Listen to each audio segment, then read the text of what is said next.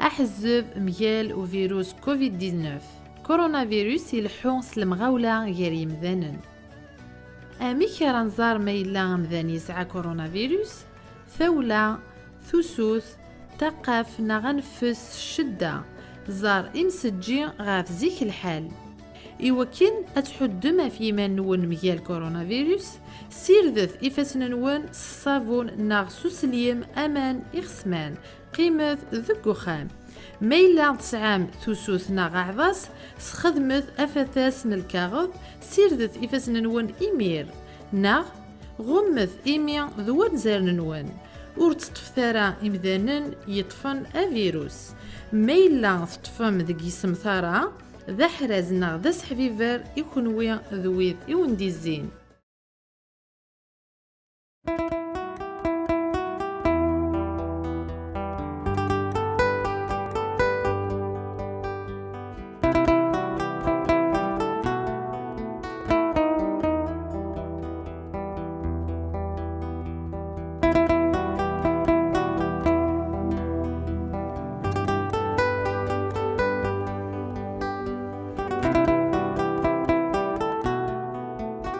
Azul ويدي تافان تيكو 5 سرما تقرزم غاسكيان تسيدير دي سوين كيان إيقوارن يظل يعني ولا يون الفينومين يمي الباريل دو بترول يوض سوماس غرس الدولاش أنشتاقيان ذي نوردن اليوم ضغان إيوكنا نفهم تمثل تاقيان نفكا في النوفقان إفيكلتي سنات يون الماذ ماسيل يقارنا كي غيس داويت تورونتو ديكو حريشة كي نتذمسا السينير عزول فلاك أماسيل عزول فلاو زمرض غاضق دينير شو قدران؟ Donc le pétrole est de nerf des roches déoulash. Je vous partage l'écran pour vous expliquer chouïa. Soit les maca. Un toilette. Donc, pour expliquer le phénomène, il est important de comprendre une chose. Le prix du pétrole, il dépend du mois qui va être délivré. Par exemple, le prix du pétrole en mai peut être différent du prix du pétrole qui va être délivré en juin, un mois après. Ce qui est arrivé hier, le prix du pétrole en mai a chuté de $20 à moins $37 le 20 avril, comme vous voyez ici. En juin, vous voyez ici le 20 avril, le prix il a que chuté de 25 à $20. Tu vois, le différence de prix est vraiment allé de 10 à $50.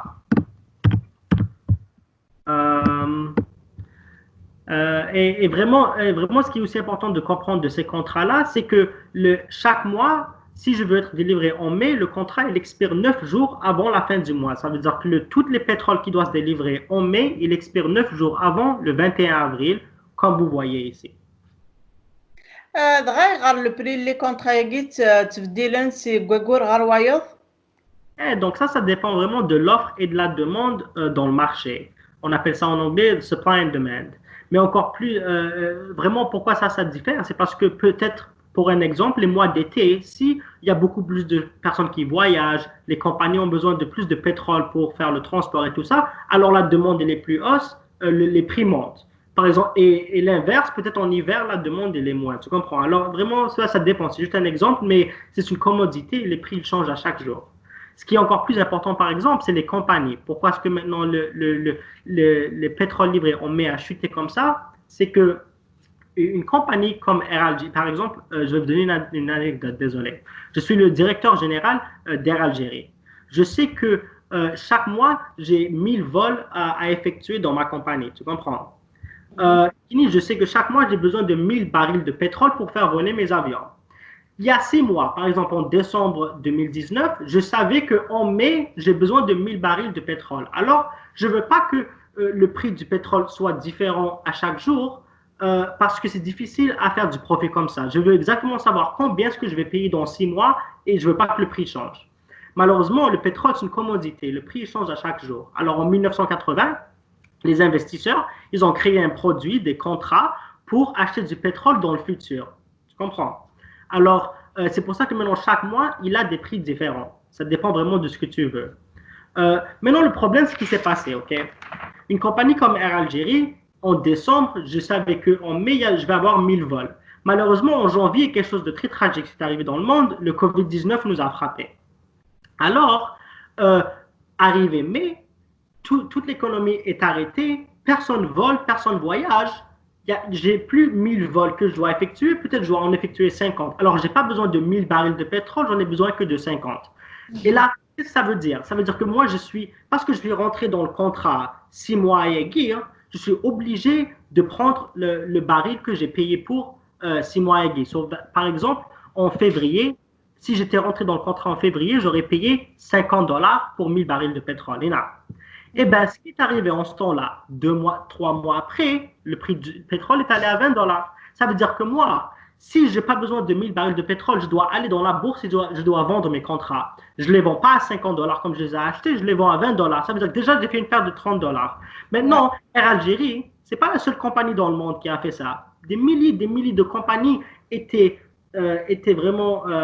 avaient des contrats de pétrole qui n'avaient plus besoin. Alors, tout le monde en même temps, avant que le contrat expire, tout le monde a vendu ses contrats et le prix vraiment est tombé jusqu'à $0 et même moins de $0.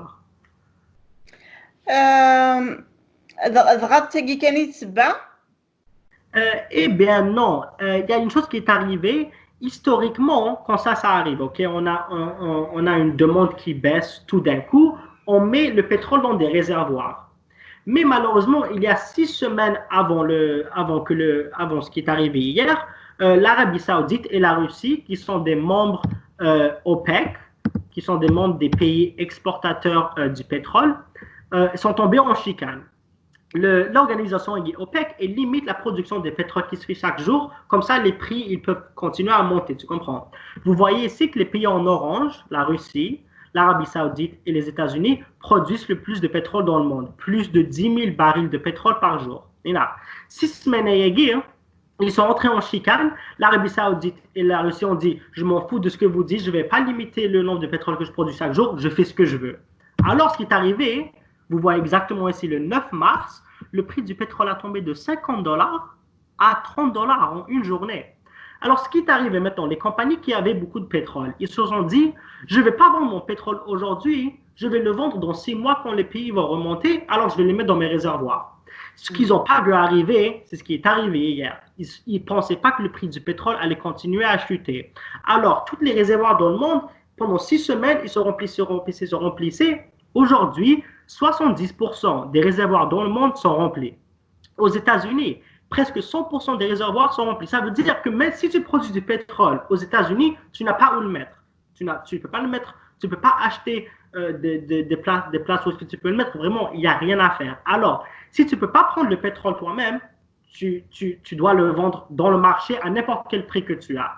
Alors, ce qui est arrivé maintenant, c'est que même les compagnies de pétrole qui produisent le pétrole ne veulent pas arrêter de faire de production parce qu'ils perdent beaucoup d'argent s'ils arrêtent. Ils doivent continuer à payer leurs employés, ils doivent continuer à payer leur loyer. Alors, ils préfèrent continuer à produire que d'arrêter complètement. Et ce qui est arrivé, c'est que le prix est tombé de moins $0. Ça veut dire que quelqu'un qui produit du pétrole va te payer de l'argent pour prendre son pétrole. Vraiment, normalement, ça ne fait pas de sens. Je te donne quelque chose et je te paye pour le prendre. Tu comprends? Économiquement, ça ne fait vraiment pas de sens. Alors, c'est vraiment ce qui est arrivé et c'est pour ça que le prix a tombé à moins $37,58.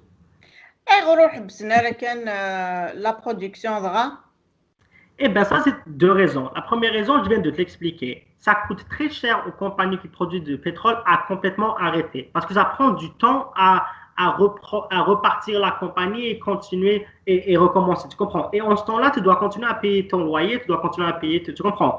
Et pendant des années maintenant, le prix du pétrole, il a commencé à baisser de $100 jusqu'à $20. Alors, les compagnies déjà, ils sont déjà dans le trouble et ils arrêtent complètement à produire, ils tombent en faillite, ça, je peux te le garantir.